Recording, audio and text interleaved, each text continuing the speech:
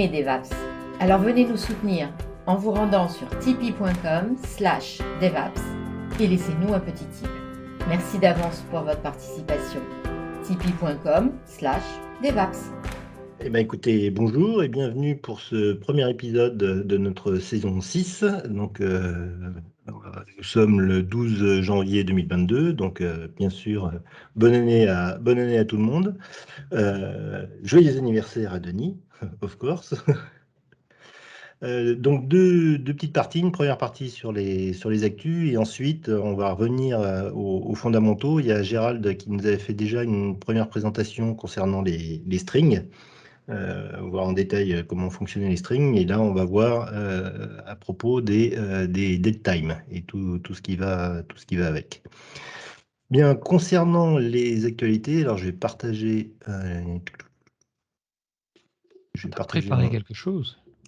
Non, c'est juste l'ensemble des fenêtres que j'ai eues. Je ne sais pas si vous voyez là. Non. Non, on voit rien. On voit toi. Ouais, si je clique pas sur le bouton, ça va pas le faire là. Bien, là, donc. Là, on voit. Oui, donc moi parmi les nouveautés que j'ai vues, donc il y a la preview 2 de Visual Studio 17.1 qui est paru là il y a 5 jours, 6 jours. Moi je sais pas vous, mais moi je suis toujours sur la version preview de Visual Studio 2022 parce que je le trouve vraiment très très stable et j'aime bien voir les dernières nouveautés au fur et à mesure qu'elles arrivent. Donc avec cette preview 2, on a un certain nombre de fonctionnalités supplémentaires. On a des fonctionnalités concernant Git, le client Git de Visual Studio. Bon, on avait toujours dit qu'il n'était pas terrible. Là, il s'améliore au fur et à mesure. Donc là, vous voyez l'ensemble des nouveautés qui sont proposées. Moi, j'ai testé uniquement l'histoire de la comparaison de branches, donc qui permet de comparer votre branche avec une autre. Et c'est vrai que c'est assez pratique avant qu'on veuille faire une pull request.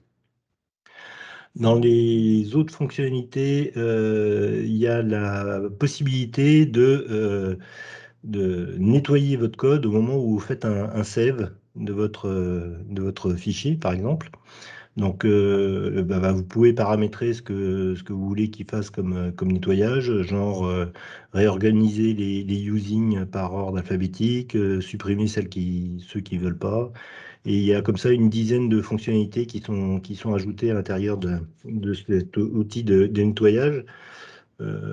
Bon, j'ai quand même un petit doute parce qu'au moment où on fait le save, du coup, on peut avoir beaucoup de modifications à l'intérieur de son code. Et du coup, quand on fait un check-in de son code, on ne sait plus exactement ce qu'on voulait faire véritablement comme modification.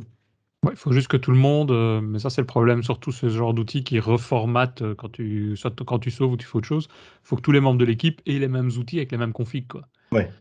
Parce que même des espaces, nous c'est vrai que parfois tu avais deux développeurs qui n'avaient pas le même, un met un espace devant l'accolade et l'autre pas. Quand il y en a un qui fait save et puis que le deuxième arrive et qui fait save, ça fout le bordel effectivement dans Git. Ouais. Tu peux pas sauver dans le repo ce genre de settings avec Sharper, peut-être. tu peux, avec Rider aussi. Ouais. Et nous, c'est Un partagé dans fichier éditeur config. l'équipe. Ouais, ou éditeur config. Ouais, Éditeur config, ouais. ça doit marcher. Ouais, c'est vrai. Ouais. C'est vrai que j'ai pas pensé. Dans les autres nouveautés que j'ai vues, alors je ne sais pas si vous connaissez les outils, enfin si, je pense que vous connaissez les outils de sysinternal. Ils sont disponibles maintenant via le Windows Store. Et l'avantage, c'est qu'ils vous les installent tous d'un seul coup et à peu près au même endroit. Donc si on regarde dans l'explorateur là de Windows 11, vous voyez que vous avez l'ensemble des outils de sysinternal qui sont installés. Donc c'est assez pratique. Avant, il fallait créer son propre raccourci pour pouvoir y accéder. Là, au moins, vous avez tout qui est rangé dans la barre de tâches de Windows. Donc c'est assez pratique. Donc, vous cherchez Sys Internal Tools sur le Windows Store et vous pouvez les installer. C'est mis à jour automatiquement aussi. Oui, Ouais. absolument. Et puis, bon, un petit truc drôle là, l'histoire du bug de De l'an Exchange 2000. de l'an 2022. Donc, je ne sais pas si vous avez entendu parler de ce petit bug. Je ne sais pas si vous avez été touché par ce bug. Donc, qui est juste une histoire c'est pas de casting, mais de conversion d'un INT qui Ouais. dépassait la pile. Un Et donc, overflow, c'est con quand même. oui, J'avais ça. l'impression de faire un Back to the Future en 2000. Et puis le dernier point, oui, alors ça c'est pour ceux qui ont Windows 11. Vous savez qu'on a ce petit utilitaire là qui est Microsoft Teams, enfin qui est conversation, mais qui est pas le Microsoft Teams de société. Et maintenant, il va pouvoir communiquer avec justement les Microsoft Teams type Office 365. Donc, vous pouvez avoir une conversation avec quelqu'un qui est sur son Teams société, quoi. Donc, voilà un petit peu au niveau des actus. Je ne sais pas si vous aviez d'autres choses à partager.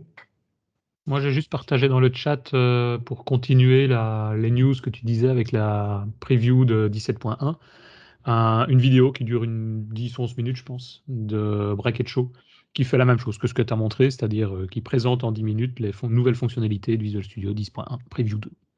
Mhm. Moi, ce que j'ai bien aimé, c'est que ça ressemble quand même à l'expérience qu'on a avec TFVC, quoi. Surtout pour la comparaison de branches dans les fonctionnalités du Git. Ouais. Ouais, qu'est-ce que tu veux dire que ça ressemble à TVC? Bah, l'expérience, en fait, elle est semblable à ce qu'on avait avec TVC quand tu comparais ton code dans deux branches, avant justement de voir des tentatives de merge pour vérifier les origines des branches et autres. Ah oui, oui, oui. C'est un truc qu'on a Ouais. perdu et qu'on est en train de retrouver, en fait. Ouais, alors c'est vrai Ouais. que, enfin, je sais pas vous, mais moi, il y a Denis là, qui m'avait conseillé un outil qui s'appelle Fork, qui permet de gérer justement un client Git et il te permet justement de faire ce genre de comparaison, etc. Et c'est vrai que maintenant, avec Visual Studio 2022, de plus en plus, il y a des fonctionnalités qui arrivent et qui font que j'utilise de moins en moins Fork. Ouais. Moi, Et j'utilise pas non plus, j'utilise plus non plus. il devient de plus en plus stable, quoi. Ouais. Et tu disais, Laurent, là je vois que tu mets plein de trucs là. Ouais. Moi, j'ai mis un truc.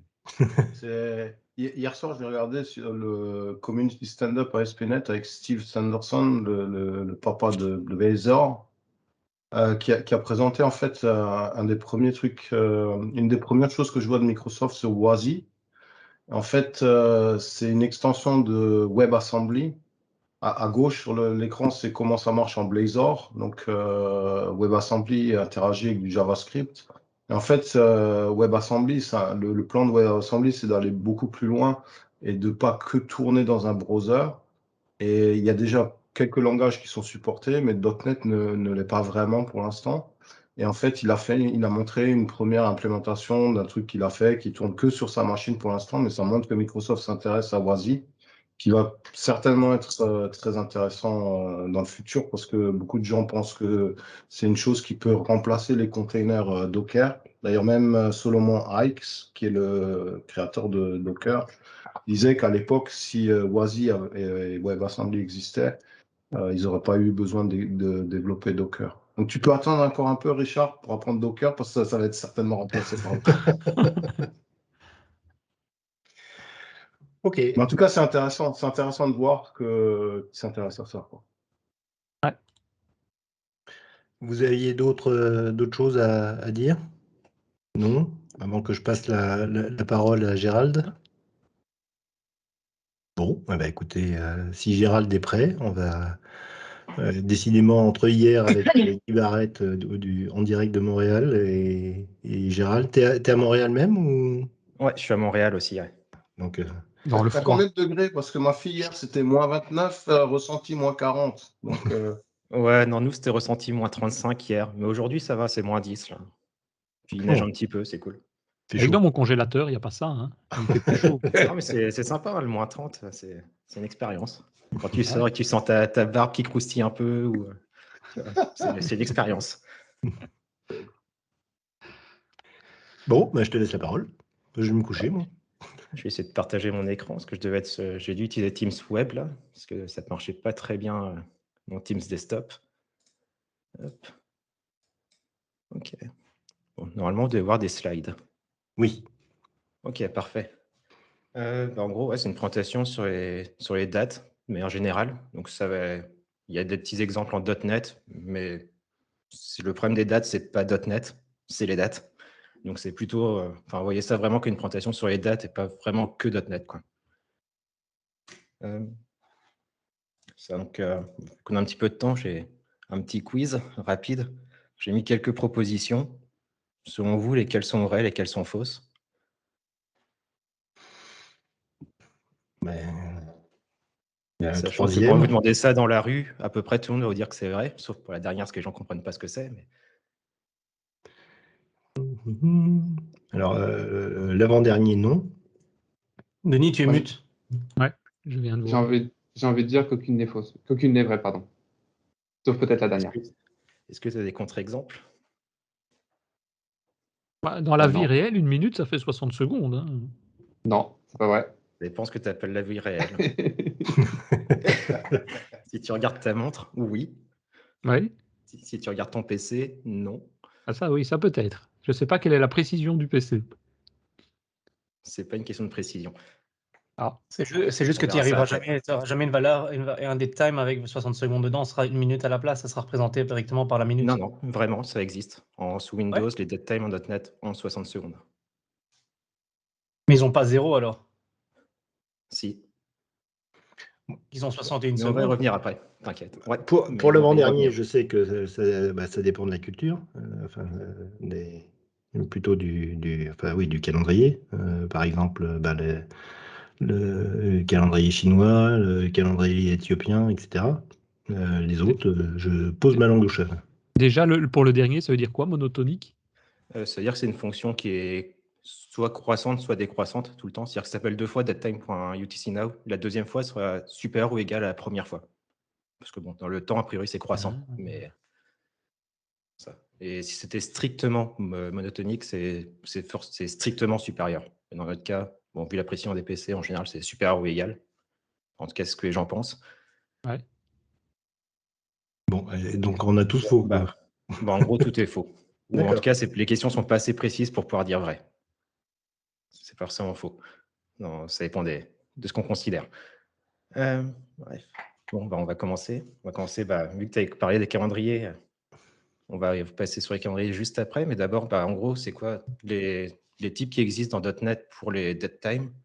Il y a forcément la structure dead time, avec plein de méthodes pour le parsing, formatting, les comparaisons, etc. Dead time kind, donc pour les dead time, savoir si c'est une date qui est en UTC, est-ce que c'est une date locale, est-ce que c'est juste une date qu'on ne sait pas ce que c'est. Dead time offset, qui est alors pour le représenter facilement, c'est un dead time plus un time span pour considérer l'offset. En interne, ce n'est pas un time span qui est utilisé, mais bon, on ne va pas rentrer dans les détails d'implémentation. Depuis .NET 6, on a 2 nouveaux types, date only et time only. Sachant que date only, c'est vraiment un type où ils ont essayé d'enlever toute notion de time zone, etc. Donc, il n'y a strictement rien. Donc, par exemple, on ne peut pas faire datetime_only.today, parce que ça ne veut rien dire, sans la notion de time zone. Donc, c'est des choses qui n'existent pas. Day of week, donc savoir c'est dimanche, lundi, mardi, mercredi, etc. Tous les infos sur les time zones, donc sûrement la notion la plus complexe dans la gestion du temps. Et je pense celle qui va nous prendre le plus de temps dans la présentation. ISO week, pour ceux qui travaillent avec des semaines. Donc, c'est dans l'ISO 8601, sûrement, de mémoire. Puis, tous les calendriers. Et pour tout ce qui est formatting, parsing, les cultures info, forcément, qui vont définir tous les formats pour les dates, parce que tout le monde ne reprend pas les dates de la même façon. Et pour mesurer le temps, les stopwatch. Donc, on va passer un peu sur tous ces types-là et au fur et à mesure, mais d'abord, on va passer sur les vraies notions. Donc, comme tu disais, pour le début de l'année, il y a des calendriers. Donc, il y a plein de calendriers qui existent dans le monde, qui sont utilisés. Tout le monde n'est pas sur le calendrier grégorien, comme nous. Il y a vraiment d'autres calendriers qui peuvent être utilisés. Donc, c'est pour ça. Donc, calendrier grégorien, c'est vraiment celui que nous, on utilise au quotidien. Donc, avec les 12 mois de l'année, basé sur une année, c'est un tour autour du soleil, etc. Mais il y en a plein d'autres, qui d'ailleurs ne sont pas basés que sur le soleil. Donc, pour les petites problématiques, tout le monde n'est pas passé du calendrier julien, donc, qui était le calendrier qu'on utilisait avant le calendrier grégorien, au même moment. Donc, les pays ont passé de la fin des années 1500 au début des années 1900. Donc, on faisait une date dans le passé, entre ces deux périodes, dans cette période de temps-là, bah, si vous êtes historien, il faut savoir dans quel calendrier elle est exprimée, parce que ça ne reprend pas la même chose. Je sens que je vais avoir calendrier mal à la tête, moi, en fin de présentation. Oui. Ouais. Juste pour ceux qui travaillent sur les applications de calendrier, Ah juste oui. vous avez pleuré. Enfin, soit vous avez déjà pleuré parce que vous connaissez tout ça, soit vous avez pleuré. Moi, Mais je suis en train de pleurer, moi. C'est pour ça que ça m'intéresse énormément. Et pourquoi ok, Christophe, c'est il que n'est le pas début. là? Parce que peut-être qu'il connaissait la problématique et qu'il a déjà pleuré dans sa vie avant. Moi, j'ai eu des larmes aussi, hein, donc c'est pour ça que j'attends de voir la suite. Donc, ouais, techniquement, le calendrier grégorien, c'est pas exactement le calendrier ISO 8601, là, parce que le calendrier grégorien, techniquement, commence quand il a été mis en place dans un pays. Donc, pour ça, en fait, il y a ce qu'on appelle le proleptic Gregorian Calendar, qui, en gros, backporte le calendrier grégorien dans les dates antérieures, là. Mais bon, ça, c'est du détail. Et en gros, c'est ce qui est utilisé quand vous utilisez un type date time. Normalement, c'est dans le calendrier proleptic Gregorian Calendar. Et la petite subtilité, c'est que comme on a passé d'un calendrier à un autre, et une des problématiques, c'est que les dates sont pas. Enfin, quand on a changé de calendrier, il y avait des jours le calendrier julien n'était pas assez précis. Donc, en gros, il y a des jours qui ont été mal calculés, donc qui ont sauté quand on a changé de calendrier. Donc, les dates ne sont pas consécutives. Donc, quand vous faites un add day 1, techniquement, vous pouvez arriver sur une date invalide. Donc là, on peut le voir. Donc, le time zone BST, c'est les Anglais qui ont changé en septembre 1752. Et on peut voir qu'on passe 1, 2, 14, 15. Donc, le fait de dire qu'un mois fait 28, 29, 30, 31 jours, la preuve que non. C'est question de référentiel. Ça dépend ce qu'on considère. Mais en tout cas, ça, c'est notamment la raison pour laquelle, dans SQL Server, le type datetime commence en 1er janvier 1753. Pas datetime 2, datetime. Parce que justement, faire des calculs de date, dire il y a combien de jours entre le 1er janvier 1752 et le 1er janvier 1753, ça dépend de ce qu'on considère. Si on considère ce changement-là, il y a moins de jours, quoi. D'accord. Donc, ils ne voulaient pas se prendre la tête. Et ils ont dit, on commence en 1753. Au moins, dans le calendrier anglais, ça va marcher. Ça ne marche pas pour les autres, mais ça devait être anglais. Comme quoi, il faut trouver des bonnes conventions dès le début du projet, hein, et pas foutre le bordel en plein milieu du truc. Hein. S'ils s'étaient mis tous d'accord à la naissance du Christ, hein, ça aurait été plus simple. bah ouais. Donc, en .NET, il y a quelques. Si vous devez travailler avec les calendriers, quand vous déclarez un dead time, vous pouvez passer le calendrier dans lequel vous travaillez. Donc là, c'est cette date-là, le 25 octobre 1919, pour ceux qui sont un peu historiens, c'est la révolution d'octobre en Russie. Donc, il a commencé le 25 octobre 1917 et s'est terminé le 7 novembre 1917. Ça a duré un jour, parce que c'est quand est-ce qu'ils ont changé de calendrier. C'est ça. Et puis, sinon, il y a d'autres méthodes sur le type calendar pour savoir le numéro du jour dans l'année, etc. Donc ça, c'était juste pour les calendriers. Maintenant, on va passer à la vraie notion bien marrante qu'on utilise au quotidien, les time zones. Donc pour ceux qui se disent, un time zone, c'est on coupe le globe en 24 slices verticales et c'est réglé. La carte qu'on voit là, je ne sais pas si elle est à jour, mais parce que c'est les vieilles slides là. Mais en tout cas, on voit bien que c'est pas aussi basique que ça. Et puis en Il n'y plus, avait pas des pays où c'était des demi? Oui, voilà, c'est ce que j'allais dire. En Inde, par exemple, je crois que c'est une T'inquiète, on va y demi. arriver. T'inquiète pas. Je suis pas inquiet. Hein. Je suis terrorisé. Les time zones, donc déjà, ça va de moins 12 à plus 14 actuellement. Donc, c'est pas moins 12 plus 12, mais c'est un peu plus que ça. Les offsets peuvent contenir des minutes. Donc, actuellement, c'est 15, 30 ou 45 minutes. Là. Donc, on peut avoir du moins 5, 30. Et pour les dates anciennes, j'ai plus les dates exactes, mais c'est, je crois, un peu avant 1900. Ça pouvait même contenir des secondes. Je crois que c'est Shanghai le problème de mémoire. Mais bon, normalement, ça n'existe plus, ça, aujourd'hui. Donc, de toute façon, c'est pas... Même si on prend le type datetime offset, par exemple, on n'est pas capable de représenter les offsets avec des secondes. Donc, c'est plus une notion qui, dans les dates actuelles, en tout cas, sont problématiques. Il y a plusieurs façons de nommer les time zones. Donc, on a le mode Yana qui prend le nom du continent, qu'America, / le nom d'une ville. Parce qu'a priori, les villes ne changent pas trop dans le temps. Donc, ça reste assez stable. Donc, normalement, c'est bon. Ce qui implique, pour info, il y a aussi des synonymes. C'est-à-dire que là, America / New York, ça va être la même chose que America / Toronto, par exemple, ou d'autres. Donc, en Yana, il y a plusieurs time zones ont plusieurs noms différents, en fait. Ça peut arriver. Et on a le mode Windows qui a un nom qui ne veut rien dire selon moi, mais Eastern Standard Time, par exemple. Mais bon, c'est comme ça, il faut faire avec. Avant .NET 6, il y avait un package qui permettait de convertir d'un nom à l'autre, donc Time Zone Converter. Depuis .NET 6, c'est intégré. Maintenant, c'est built-in dans .NET. Là. Donc, vous pouvez utiliser soit les noms Yana, soit les noms Windows. Sachant que Yana, c'était utilisé sur Linux. Donc, c'était pour faire des applications cross-platform, c'était un peu compliqué parfois.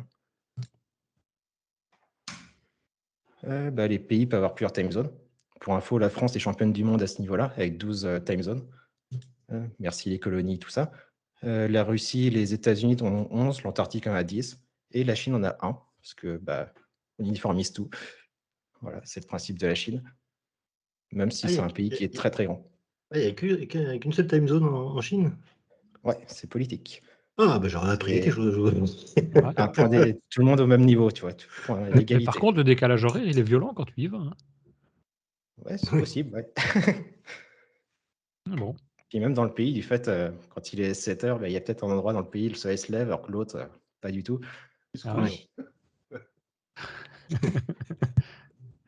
Pour ajouter à ça, il y a les heures d'été, heures d'hiver.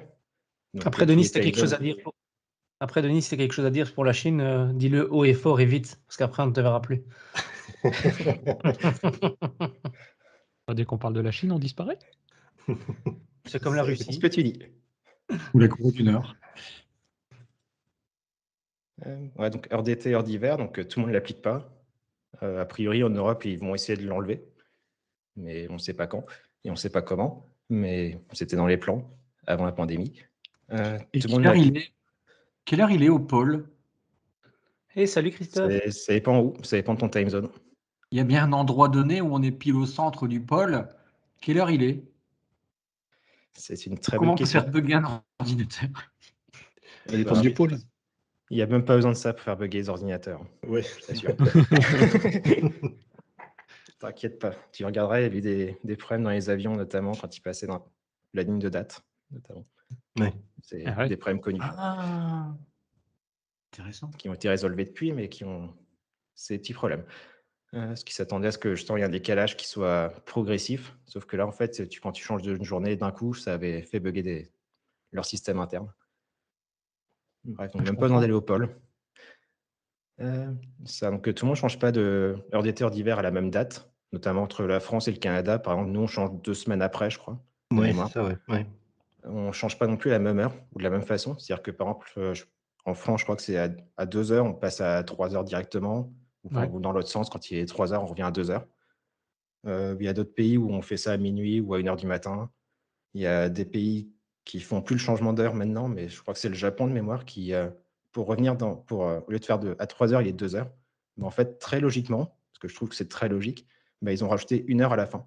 Donc en fait, 24 heures, 30 minutes, c'est valide.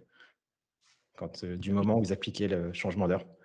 Une petite anecdote sur le changement d'heure. Moi, j'avais un projet où on travaillait tout le temps, 24 heures, donc la nuit aussi. Et les ouvriers qui travaillaient la nuit, ils se pressaient à vouloir se mettre pour travailler le jour où il y avait le changement d'heure, où on passait de 2 heures à 3 heures. Parce qu'évidemment, ils travaillaient 1 heure de moins, mais ils étaient payés la même chose. Et ils ont en gros résolu le système en simplement disant que ceux qui travaillent le changement d'heure dans ce sens-là sont obligés de travailler dans le changement d'heure inverse, donc en novembre par exemple, de l'autre côté, pour récupérer. Pas dingue. C'est ça. Et puis, c'est pas toujours 1 heure d'écart. Nous, on est habitué à changer, à ajouter 1 heure ou supprimer 1 heure. Mais si on prend la base en Antarctique, pour reprendre des trucs proches des pôles, en Antarctique, la base norvégienne, ils décalent de 2 heures. Qu'ils enlèvent et ils ajoutent 2 heures. Ou en Australie, ils ont aussi une région où ils ajoutent que 30 minutes. C'est même pas des heures pleines à chaque fois, histoire de complexifier les choses. Je pense que pour 30 minutes, ils auraient pu ne pas le faire. Mais bon, c'est un avis personnel. Ce qui veut dire aussi que certaines dates sont ambiguës. quand on revient dans le passé, bah, ça veut dire que la même heure peut désigner 2 moments dans le temps, ou quand on avance d'une heure, bah, certaines dates sont invalides, évidemment. Là, c'est ce que j'ai pris. Donc, quand on prend un time zone, on peut demander, il y a une méthode pour savoir si une date est invalide ou si une date est ambiguë. Donc là, il y a même pas besoin pour cette date-là, dans ce time zone-là, il n'y a même pas besoin de spécifier une heure parce que le jour complet est invalide. On va y revenir juste après. Ça, donc les time zones, c'est compliqué. Et pourquoi c'est compliqué? Parce que les time zones, ça n'a rien à voir avec la géographie, c'est juste de la politique. Et c'est ça qui fait qu'il n'y a rien de logique là-dedans et que c'est compliqué. Mhm. Donc en gros, si un président se lève et se dit « j'ai envie de changer de time zone, j'ai envie de faire n'importe quoi », bah ça se passe. Par exemple, quelques exemples. Mes slides sont un peu vieilles, donc je n'ai pas d'exemple récent, enfin pas très récent, mais il y en a. Mais par exemple, en 2017, le Venezuela a changé de 30 minutes, parce qu'ils n'étaient pas d'accord avec le pays au-dessus ou en dessous. Là. Donc, juste pour faire chier, bah, ils ont décalé d'une demi-heure pour entrer en désaccord. Les îles Samoa, c'est un exemple différent. Eux, ils ont voulu changer de time zone pour se mettre sur le même time zone que leurs partenaires commerciaux. Donc, comme ils étaient à, je ne sais pas dans quel sens c'est, mais je ne sais plus si c'était à -12 ou à +12. Mais en gros, ils ont passé la ligne de date, ce qui fait qu'ils sont passés de -12 à +12, enfin à +13. Et du fait, ils ont perdu une journée dans leur calendrier. C'est pour ça que le 30 décembre 2011 n'existe pas aux îles Samoa. Ils sont passés du 29 au 31 directement. Ça va, j'ai pas beaucoup de clients là-bas. Donc, Ouais, mais c'était une compagnie aérienne, par exemple. oui, là, Bon courage. L'avion disparaît. Poum. Comment tu gères ça? Bah, c'est marrant. Mais plus proche de chez nous, géographiquement, il me semble, il n'y a pas, au niveau des guerres, je ne sais plus si c'est la Première ou la Deuxième Guerre mondiale, où l'Allemagne avait décidé que toute l'Europe, en gros, de l'Ouest était au même niveau Ouais, horaire. c'est la Deuxième Guerre mondiale, ouais. C'est pour ça que la France n'est pas sur le fuseau horaire britannique, comme avant, sur Greenwich, mais sur le fuseau horaire allemand, en fait. Ouais. Pareil pour l'Espagne, mais pas le Portugal. L'Espagne, pareil. Ouais.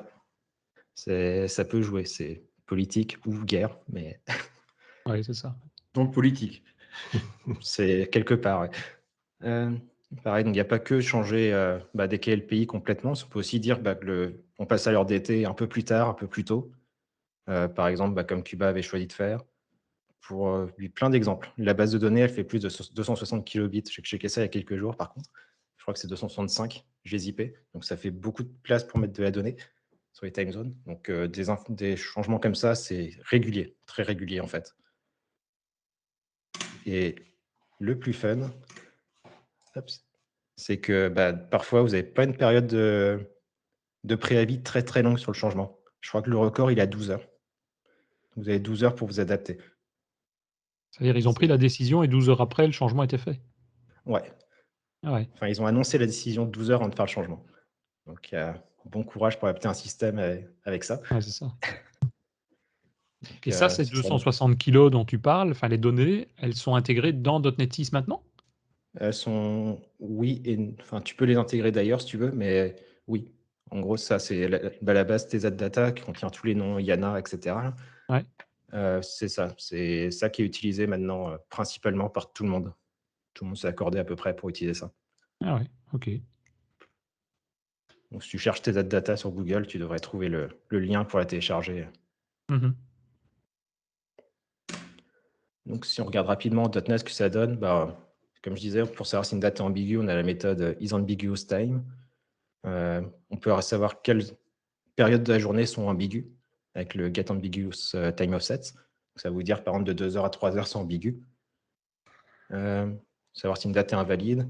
Si vous voulez prévoir un peu en avance, savoir quand est-ce que les heures vont changer, vous pouvez appeler le getAdjustmentRules, qui va vous dire, par exemple, c'est le 3e mois, le 3e dimanche du 3e mois, à 1h du matin, ça va changer. Donc ça, normalement, ça envoie un tableau avec les différents changements d'heure dans l'année. J'imagine le chef de projet chez Microsoft, tiens, il y a un stagiaire, bon, tu t'occupes de time zone d'info, hein. Allez, ciao. Ouais, c'est un niveau d'expertise que même moi, c'est pas le stagiaire. Non. Mais c'est même déroutant parce que je disais, moi ici, je suis parti une semaine en vacances, il y avait 1 heure de décalage. Et je réouvre mon Outlook bêtement sur mon téléphone et je ne m'étais pas rendu compte qu'il avait lui-même déplacé en quelque sorte, j'ai rien changé, mais déplacé en quelque sorte tous les rendez-vous que j'avais la semaine prochaine à d'1 heure. Et donc, j'avais un rendez-vous chez, je sais plus, chez un médecin. Il était 1 heure avant. Je me dis, tiens, c'est bizarre, je me rappelle pas. Et quand je suis revenu, douf, tout est revenu à la normale, quoi. Donc, c'est franchement déroutant. Ouais, c'est le problème des changements d'heure. C'est pas pour Ouais. rien que je pense que beaucoup de pays essayent de l'enlever. Parce que ça sert pas à grand-chose économiquement parlant, et puis ça rajoute beaucoup de complexité. Ouais, c'est ça. Bah, Jérémy, là, il doit connaître le problème, là, par exemple, sur les Fitbit ou sur l'ensemble des montres, etc., où ils tiennent pas compte du tout de ces histoires de décalage, quoi. Alors en fait, non, on les a. Ils ont bien fait les librairies et on a toutes les notions de gestion de décalage, en fait. Ouais, mais quand tu regardes, par exemple, je sais pas, tu vois si tu as bien dormi ou pas, ou ce genre de choses, ils zappent généralement le jour où tu as changé de time zone, quoi. Ah, j'ai pas fait attention à ça. Par contre, moi, j'ai fait justement une montre avec 2 horloges et j'ai trouvé qu'ils géraient aussi bien que .NET toute la notion, effectivement, d'avoir tout ce qui était UTC, puis de gérer tous les deltas. C'était bien Mhm. fait. Mais moi, j'ai fait que des heures, hein. J'ai fait des deltas sur 12 heures, plus 12, moins 12, et puis voilà, c'était réglé, hein. Ouais.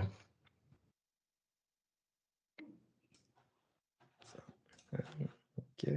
Donc oui, puis il y a une méthode pour convertir une date. Quand vous avez une date, que vous voulez choisir la time zone, bah, vous prenez votre date, vous donnez le time zone, ça vous renvoie la date dans le bon time zone.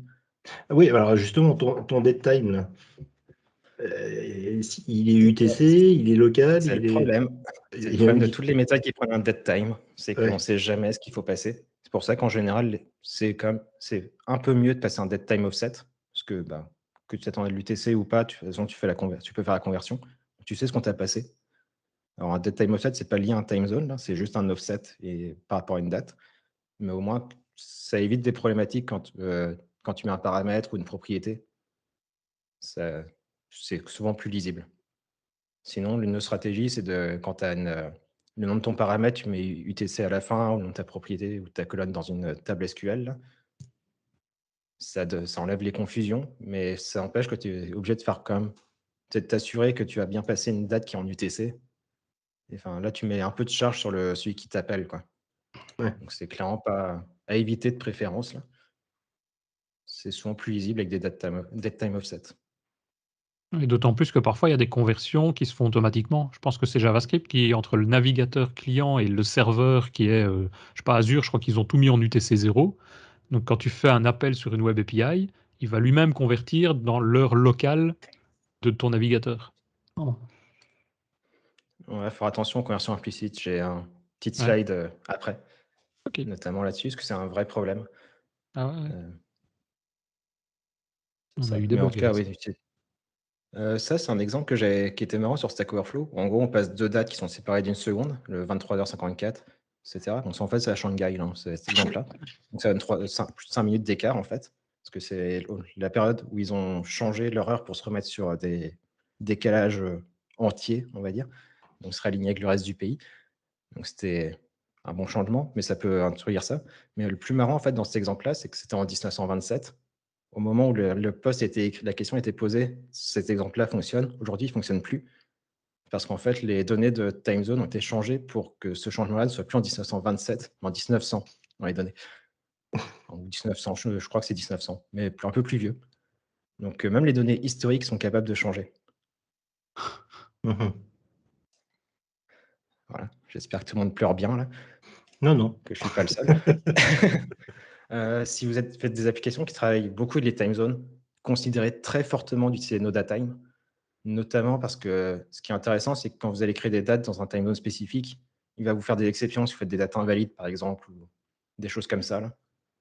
Donc, ça évite de faire beaucoup d'erreurs ou de devoir appeler manuellement, genre la time is ambiguous time ou is invalid date. Là. Toutes ces méthodes-là, en fait, vous n'avez pas besoin de les appeler vous-même, et donc vous évitez les bonnes parties des pièges. Ce n'est pas non plus parfait, ça ne vous garantit pas que vous ferez des choses 100% bonnes, là, mais ça évite déjà une bonne partie des pièges. Là. Donc, fortement recommandé si vous travaillez avec des time zones. Et no datetime, c'est un package NuGet.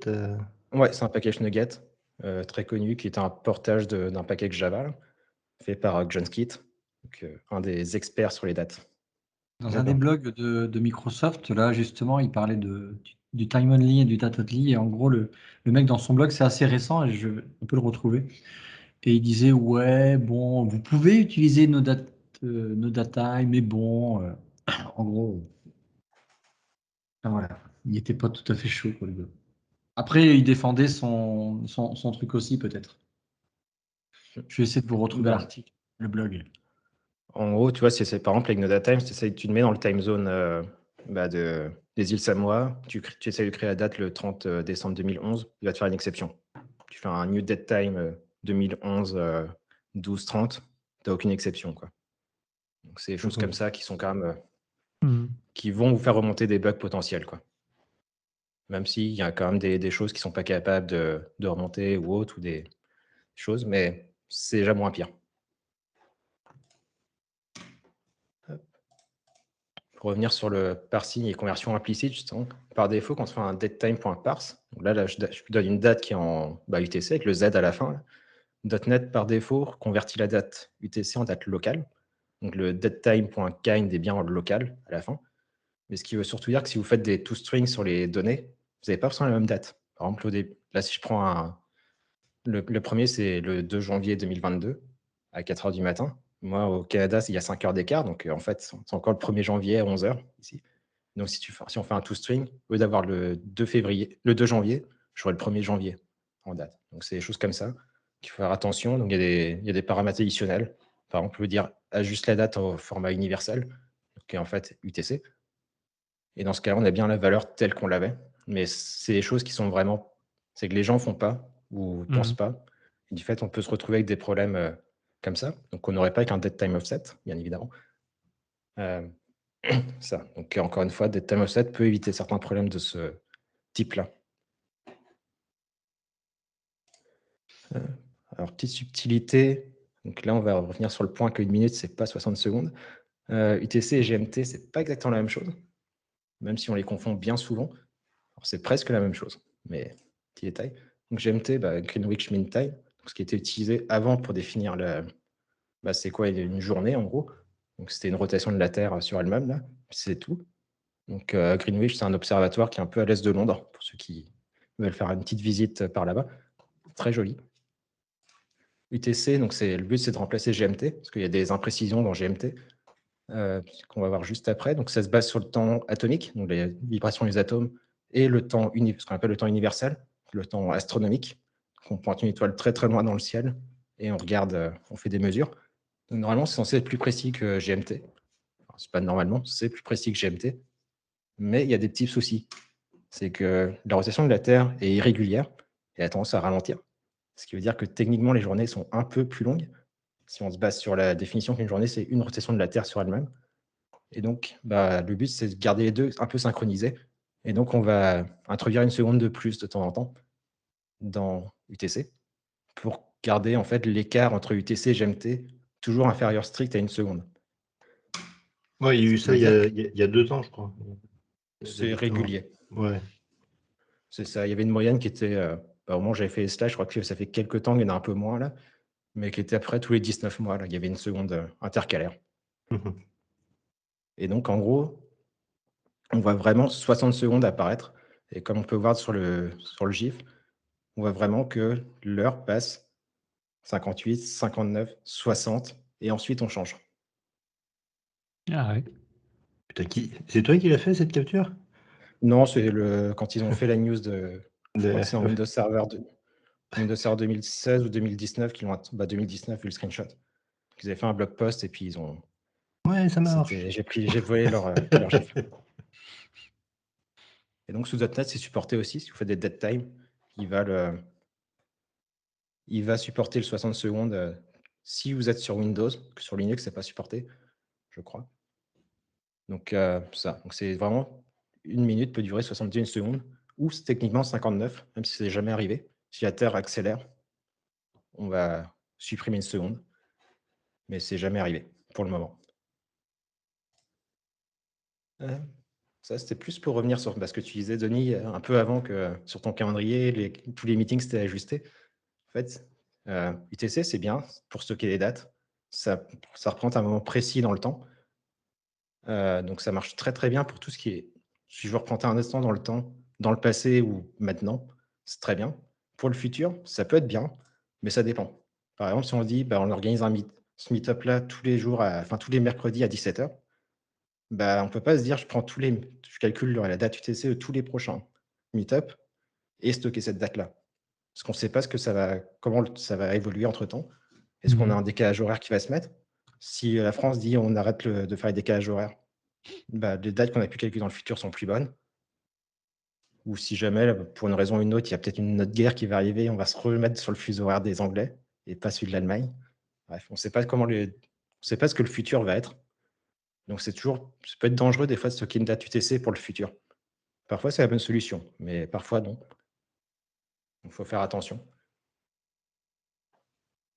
Ce qui donne, d'ailleurs, c'est les problèmes quand on fait une application genre Outlook pour un calendrier, c'est comment on stocke physiquement, comment on formate ces données pour stocker un événement dans le futur ou un événement récurrent. Ouais, nous, c'est ce qu'on avait eu. On n'avait pas pensé à ça.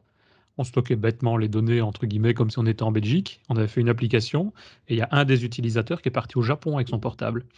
Et il allumait son portable au Japon. Et là, on s'est rendu compte que ça foirait complètement.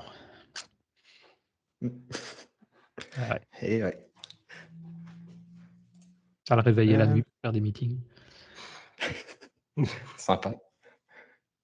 Un petit truc classique dans les années bissextiles. Donc, c'est multiple de 4, mais pas multiple de 100, mais quand même multiple de 400. Donc, règle qui, je pense, maintenant est assez connue, qui fait que l'année 2000 est bissextile, mais 2100 ne l'est pas. 1900 ne l'est pas non plus, sauf pour Excel, qui a copié un bug de Lotus. Petite précision.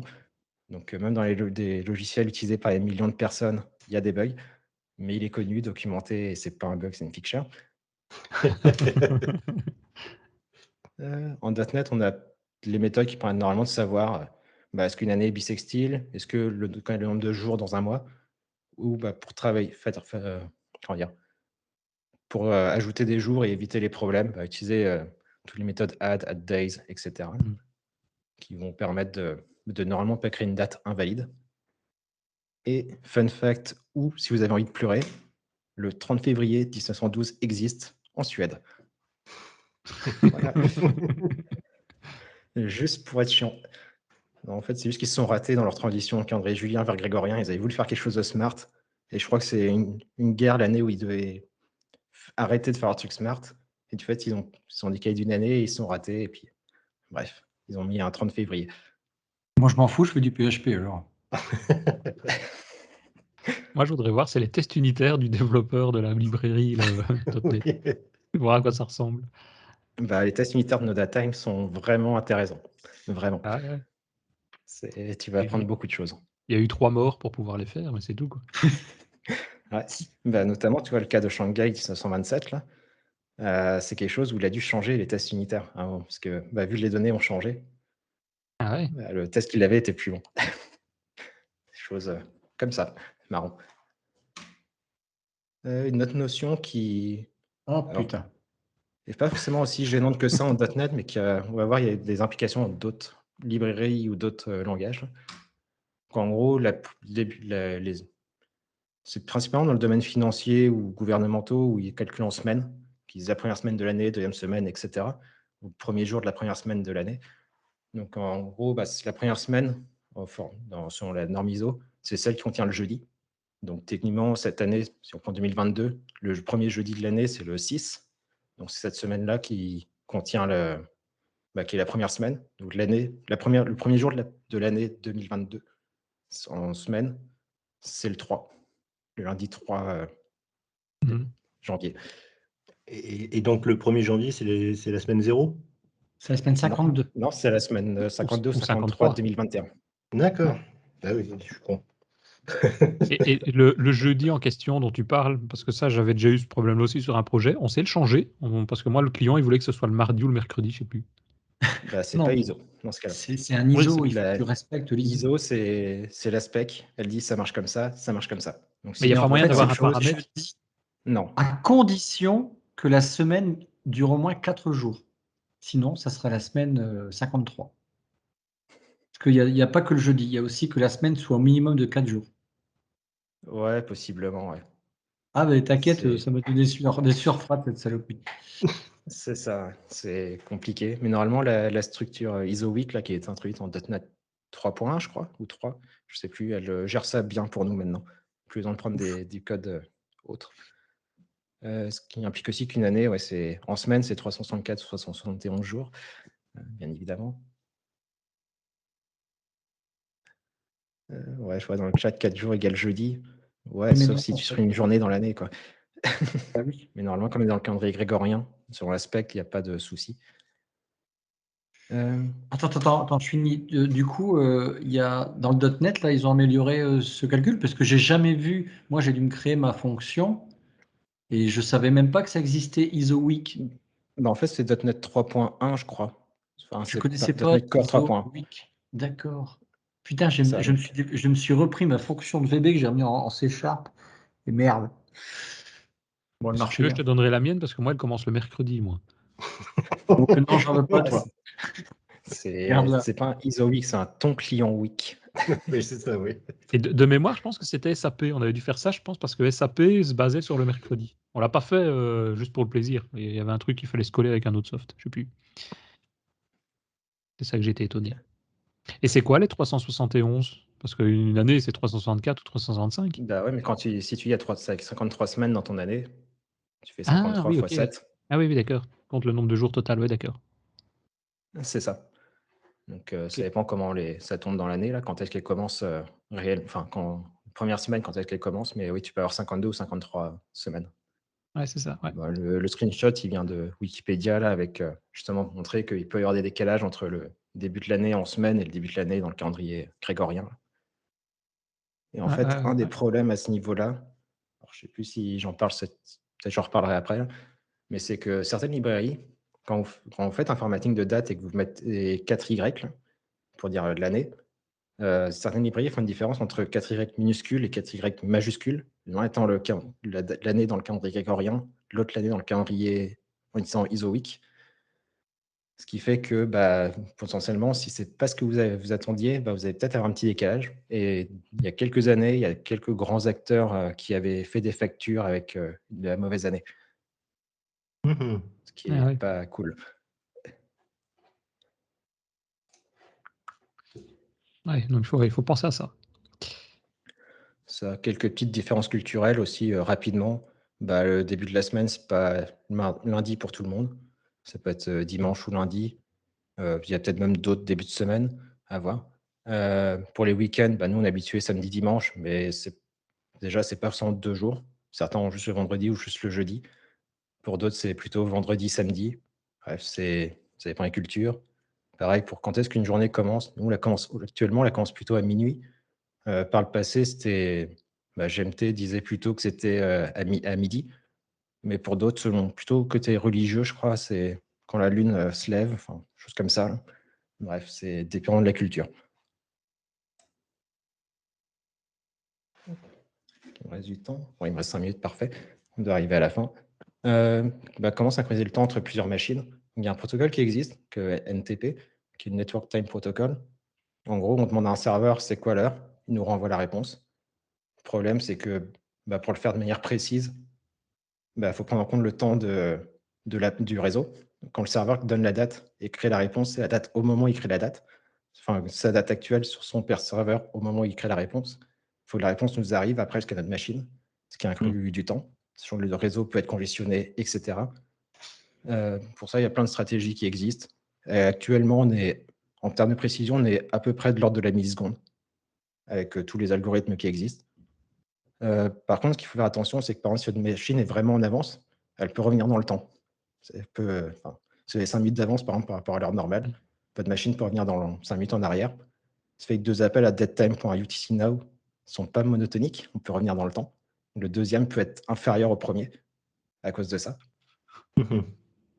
Après, il y a d'autres façons de faire. Par exemple, si votre décalage n'est pas suffisamment important, certains systèmes vont plutôt choisir de ralentir, entre guillemets, le temps de votre machine, c'est-à-dire faire des millisecondes un petit peu plus longues jusqu'à rattraper le retard. Enfin, jusqu'à vous synchroniser correctement.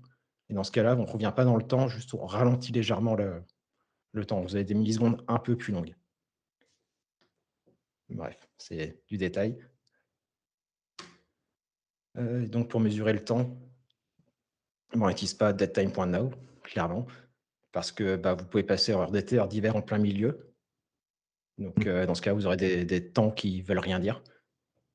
On n'utilise pas UTC Now, parce que justement, ce que j'ai dit avant, c'est que vous pouvez revenir dans le temps. Vous avez un elapsed time qui peut être négatif, ce qui est bien en termes de performance, dire qu'on fait les choses avant même des heures commencées. C'est intéressant, mais c'est pas très réaliste. Et on va plutôt utiliser le stopwatch, qui va se baser sur le nombre de ticks de votre CPU, et donc qui normalement est beaucoup plus précis. Et surtout n'est pas dépendant d'une heure ou d'un time zone ou de n'importe quoi. Et ici, c'est dans le cadre où tu veux mesurer une période à partir de maintenant. Si tu as 2 dates, tu peux te permettre d'utiliser la Si tu soustraction. as 2 dates, oui, clairement. Si tu as 2 dates, tu n'as pas le choix de toute façon. Si tu n'as que 2 dates, tu fais une soustraction. Mais il faut espérer que tes 2 dates soient prises dans un... C'est que ça corresponde vraiment à ce que tu voulais avoir, quoi. Donc, si tu as pris 2 dates sur 2 machines différentes qui ne sont peut-être pas synchronisées correctement, tu vas peut-être avoir une petite différence entre ce que tu aurais vraiment dû avoir et ce que ton résultat te donne, quoi. Ok. Après, ça dépend du niveau de précision que tu veux avoir. Tu vois, quand on dit datetime.utcnow, toutes tes machines sont synchronisées correctement avec un serveur NTP, normalement, tu vois, l'erreur sera en bas d'une milliseconde. Donc, c'est pas très gênant. Mais ça dépend de ta config. Et il restait, je crois, c'est la dernière slide, je crois. Juste sur le formatting, il y a quelques formats standards qui existent. Rapidement, le format ISO, RFC, et puis Sortable qui permet juste de faire des tris. Et ouais, c'était là que je disais que le formatting sur les années et les ISO year peut être différent. Donc ça, il faut vraiment se renseigner sur les libres que vous utilisez. Datetime offset, il n'y a aucun problème. Il n'y a pas de façon d'avoir le ISO year. Donc, il ne peut pas y avoir de problème. Mais sur les libres de charting ou d'autres langages, faites attention.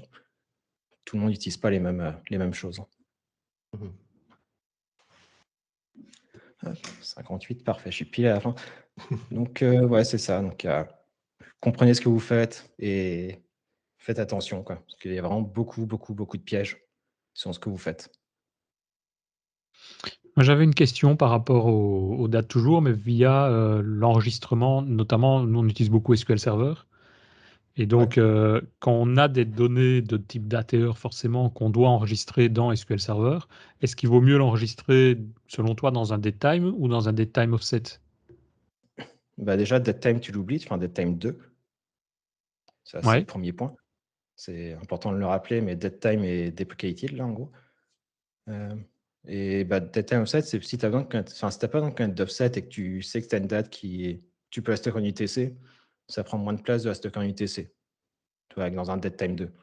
Si c'est clair, après que tout le monde va l'utiliser en tant que UTC, etc. Là.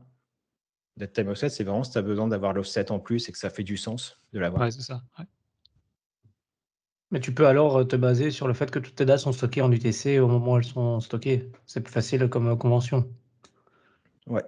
Ouais, parce que si on prend Azure, typiquement, tous leurs serveurs sont en UTC 0.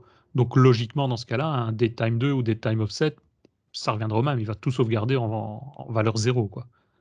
Ouais. Au pire, tu peux mettre un assert. Tu fais datetime.kind égale UTC. Là. Tu mets un petit assert à quelques places dans ton code et t'assurer que ce soit bien le cas. Que tout le monde ait appelé les bonnes choses avant. Et oui, c'est vrai que les serveurs, mais en général, c'est bien de les configurer en UTC. Que comme ça, où qu'ils soient dans le monde, ça pose pas de problème. Si vous vous dites, là, j'étais en Europe et puis j'ai envie d'avoir un serveur en Amérique, vous n'aurez pas de problème de plus 1 versus moins 5 sur le temps. Là. Ouais, ou même dans les environnements, quoi. Environnement de dev qui n'est pas dans le même UTC que l'environnement de prod. Ouais, par contre, moi j'ai vu un sujet sur lequel il faut être vigilant, c'est quand les gens font les tests, souvent ils font pas attention. Il est possible qu'une même application, dans le temps, elle envoie la date de manière différente. Ça, j'ai déjà vécu, c'est douloureux. Hein. C'est-à-dire qu'à une période, la date, il y a l'offset, à une autre période, il n'y a plus l'offset, par exemple. Ouais. Où il n'y a pas le bon offset. Ça, c'est choquant. Quand on cherche les bugs, on a des gros problèmes avec ça. Enfin, j'ai déjà eu, ça fait mal. Ouais, j'ai une autre problématique, c'est que j'ai des données qui sont stockées dans des bases de données hétéroclites. J'ai du Postgres, j'ai du MySQL, j'ai du SQL Server, etc. Et sur certaines tables, ils disent qu'ils les enregistrent en UTC, sur d'autres, ils les enregistrent avec un décalage horaire, quoi. Et il faut que j'arrive à merger tout ça, quoi. Donc, c'est un peu le cauchemar, quoi, parce que quand tu récupères, je sais pas, par exemple, je prends une table SQL Server et que tu utilises Entity Framework et que tu récupères et qu'il y a une colonne dead time, ton dead time qui est récupéré, c'est un UTC, c'est un, c'est un Alors, déjà, undefined. en plus, c'est un undefined en plus. Ouais. Parce que vu qu'un SQL Server, tu n'as aucune notion de savoir si c'était UTC ou pas. Par défaut, un petit framework ou enfin ADO.NET va te mettre undefined. Ouais. Donc il faut les reconvertir à la main, quoi. Ouais. Tu peux utiliser setKind pour les remettre en UTC. Ouais, mais c'est une clé. Ouais. SSIS est ton ami hein, pour ça. Moi, j'avais vu le cas que tu as eu, Richard. On prenait des données qui venaient de plusieurs sources. Et effectivement, il fallait ajouter. On avait des badges de chargement SSIS qui faisaient le boulot et qui faisaient toutes les conversions en fonction de la source, quoi. Ouais, mais j'ai pas de. Je peux avoir, par exemple, du Postgre point barre, comme chez un client. Et puis chez un autre client, je vais avoir du Ah, MySQL d'accord. et du C'est pas un SQL même Server, projet, quoi. quoi. Ah. Ouais. Enfin, c'est le programme veut s'adapter aux données du client, quoi. Et tout ça, jusqu'à présent, tout allait bien parce que tout se passait en France. Et maintenant, on va avoir des serveurs qui sont en Angleterre avec un client qui peut être aux États-Unis et un autre qui peut être au Japon.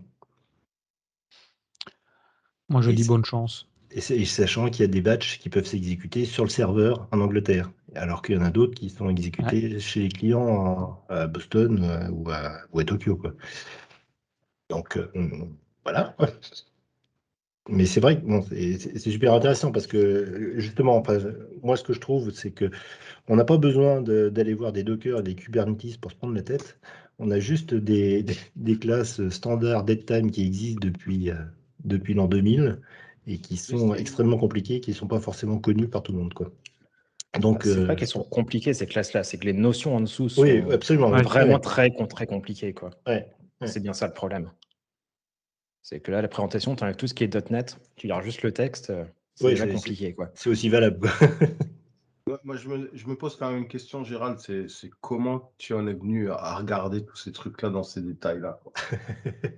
Oh, la curiosité, c'est des petits problèmes au début, et puis Seulement beaucoup la de curiosité après, curiosité? quoi. Ah Ouais, des ouais. problèmes au début, tu vois, justement, les deadtime.parse où tu as 40 000 erreurs à chaque fois, ou enfin, souvent problème de local versus UTC. Puis après, c'est la ça. curiosité, quand tu vois les articles, justement, tu vois la seconde intercalaire, là, tu vois, les release notes de Windows Server, tu vois, je connaissais pas ce truc-là. Puis tu vas regarder, quoi. Puis après, une fois que tu as mis le doigt là-dedans, par contre, malheureusement, t'es pris, quoi. Ah, moi, si je mets le doigt là-dedans, je l'enlève vite fait, hein, je crois. En tout cas, c'est intéressant, hein, ça. Ouais. Mais Ouais. ouais. Et il vaut mieux, je pense, effectivement, le savoir avant de commencer ce genre de projet. Juste savoir en tout cas que c'est compliqué. Ou si le jour on doit mettre le doigt dedans, ici il suffira de réécouter la vidéo et puis on aura les infos. Mais Ou de c'est vrai que simplifier le besoin après, et dire, nous, c'est être conscient qu'on simplifie le besoin, et dire, ok, je suis une application de calendrier, mais c'est calendrier grégorien, et puis les time zones, je ne veux pas les prendre en compte. Ou, ouais, c'est ça va ça. avoir des cas où tu peux simplifier au maximum, mais il faut en être conscient, quoi. Ok, écoute, merci beaucoup, Gérald. Comme d'habitude, c'était super intéressant. Il est 18h05, donc on va se quitter. Et Christophe qui réclame à corps et à cri de retourner à son apéro. La semaine prochaine, on va parler de tout à fait autre chose. Je crois qu'il est là, Stéphane. On Oui, parlera des int. oui. Non, on ne parlera pas des int. On va parler de crypto-monnaie. Puisqu'on en est. Putain, j'ai déjà mal à la tête. Oh ça y est. non. Moi, je reste sur Stop. Dead Time. parce que dans la cafétéria, on a eu toute une conversation là-dessus, donc on va avoir une petite présentation de Stéphane à ce propos. Écoutez, je vous dis bonne semaine, portez-vous bien, soignez-vous bien pour ceux qui sont un petit peu malades. Encore une fois, bonne année, joyeux anniversaire encore à Tony, et puis à la semaine prochaine. Ciao tout le monde. Ciao. Salut. Bonne soirée. Ciao, bonne soirée. Ouais.